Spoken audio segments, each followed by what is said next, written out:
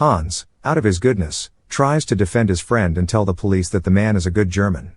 The man begs the police to listen and even tells them his son is in the war, fighting for Germany, but he is taken anyway.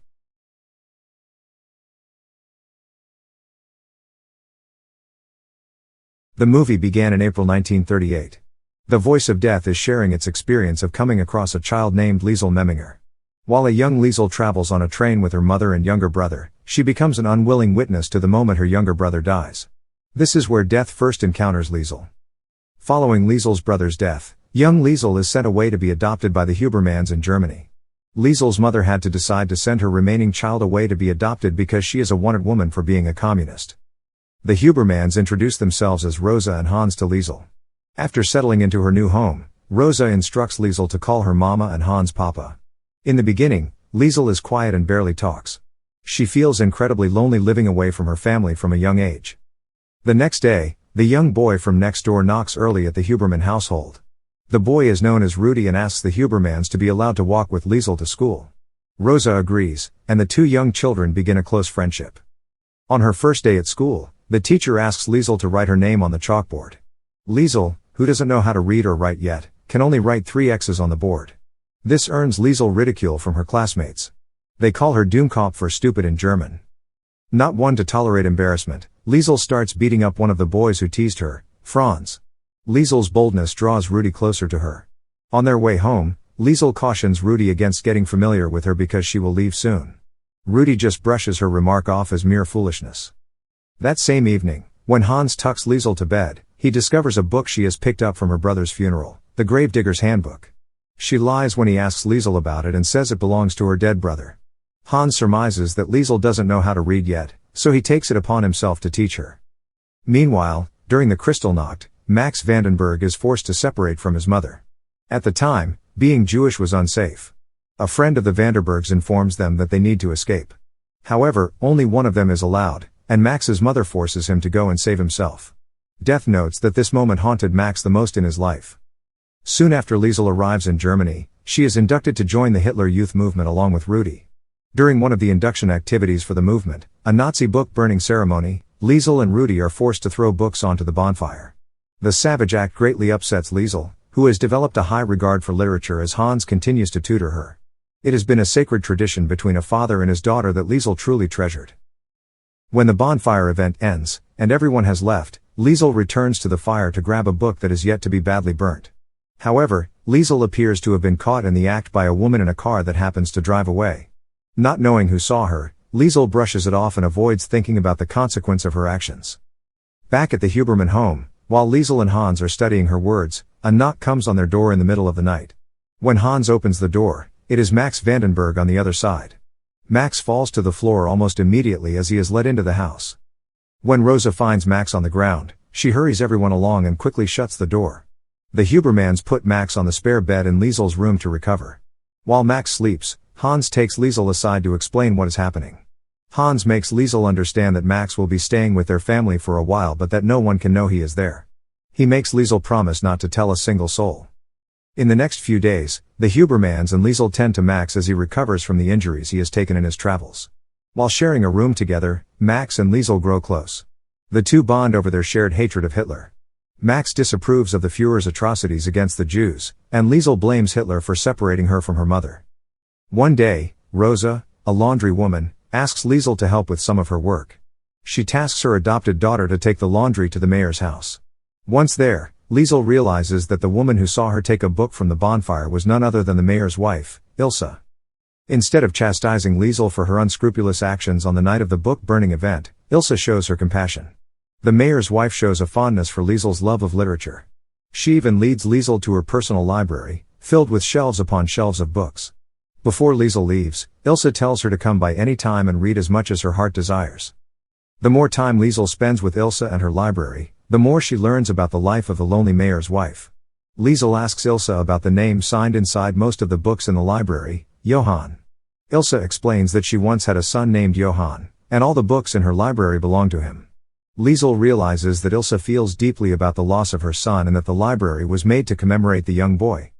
As Max recovers from his travel injuries, he develops bed sores from having to spend all day lying down. He is quickly moved from Liesel's bedroom to the basement to have more room. This move upsets Liesel as she feels like Max is leaving her. But Max assures her that he is not going anywhere. After Max moves to the basement, Liesel spends more time with him. They talk about the books Liesel reads at the mayor's house. Sometimes, Max asks Liesel to describe the outside to him. This develops Liesel's vocabulary and storytelling. Unfortunately for Liesel, the mayor discovers her arrangement with Ilse one day. He disapproves of Ilse and Liesel spending time at the library together, so he ends their agreement. He even dismisses Rosa as their laundry lady. One afternoon, Liesel presents Max with a gift. A newspaper. Max is ecstatic about finding out about the world outside. It has started snowing, and the family plays together in the snow. To be able to involve Max, they all take snow from the outside into the basement, and they bond as a family. Liesel exclaims it is the best Christmas she has ever had, and then it is Max's turn to give her a gift. Max has taken his copy of Mein Kampf but has painted over each page, turning it into a blank book. He tells Liesel to start writing over it and make it her own. The next day, Max falls ill over the extreme cold in the basement, exacerbated by the family's snow fight. Feeling guilty about Max's condition, Liesel watches over him. She resolves to read to Max until he gets better. When Liesel runs out of books to read to Max, she borrows some from the library. She revisits the mayor's house but doesn't use the front door. Instead, she uses an unlocked window to gain access to the library. Once inside, Liesel grabs a book to take home to read to Max. When her plan succeeds, she gains the confidence to keep doing it in the following days. One day, while borrowing another book from the library, Rudy catches Liesel in the act. Rudy begs his friend to tell him what he saw her doing, and finally, Liesel confesses. She means Rudy, she has only been borrowing books and nothing more. Rudy gets quiet and presses his friend to tell him more. Liesel needs clarification about what Rudy is asking her. He finally asks her about Max. He has covertly read her journal and found out about Max. Liesel is shocked and begs Rudy not to tell anybody. As Rudy promises Liesel to keep it a secret, their school bully, Franz, overhears. Franz pressures Rudy to divulge Liesel's secret, but Rudy adamantly refuses. Instead, Rudy throws Liesel's journal into the river to prevent Franz from ever discovering Liesel's secret. Immediately after Franz has left, Rudy jumps into the icy river to rescue the journal. Liesel decides she can genuinely trust Rudy with her family's secret. Before Max fully recovers from being ill again, a local party member comes by the Hubermann household to check the basement. The family scrambles to hide Max to avoid being discovered harboring a fugitive. Thankfully, the government workers inform the Hubermanns their house is being checked as a potential bomb shelter, and the family breathes a sigh of relief. One day at work, Hans witnesses his friend and neighbor being violently taken away by the police after being suspected as a Jew. Hans, out of his goodness, tries to defend his friend and tell the police that the man is a good German. The man begs the police to listen and even tells them his son is in the war, fighting for Germany, but he is taken anyway. Since Hans spoke up and defended the man in question, the soldiers took his name. Upon collecting his name, Hans realizes what a mistake he has made. By speaking up, he has revealed himself as a sympathizer. It is only a matter of time before soldiers knock at his door again, looking for a fugitive. When Hans returns home, he regretfully tells the family what he has done. Max figures out what it means and realizes he must leave at once to protect the Hubermanns and Liesel. Max and Liesel tearfully say goodbye to each other. Max reminds Liesel that she will always find him in her words, with it, he will always live on. Shortly after that, Rudy, too, will be taken away. He has been selected for elite training to become a soldier. On the same day, Hans receives a telegram that he has been enlisted into the army and must join the war immediately. Liesel is devastated that, once again, she is being left behind. It did not take long for Hans to return, however. The family is reunited when he becomes injured on the front. When Liesel and Hans get a chance to catch up, Liesel opens up to her adoptive father about how miserable she feels after Max has left. Hans comforts his daughter and remarks on how much she has grown up. Soon after the heartfelt moment with her father, Liesel begins writing her life story. But before she could even finish, the enemy bombed the city.